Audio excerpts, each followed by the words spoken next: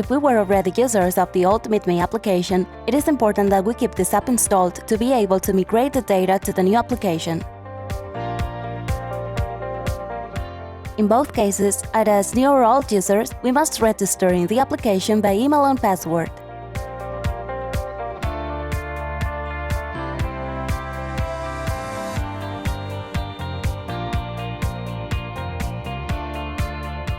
After logging in for the first time, a message will appear to import the forwarding license and contacts from the old app. Select that you were already a MeetMe user. A screen will appear while importing the data from the old app. Once the import is complete, click the Start button. In the Start menu, we'll be able to see that both our home and our previous contacts have been successfully imported. That's all. Thank you for your attention and see you next time!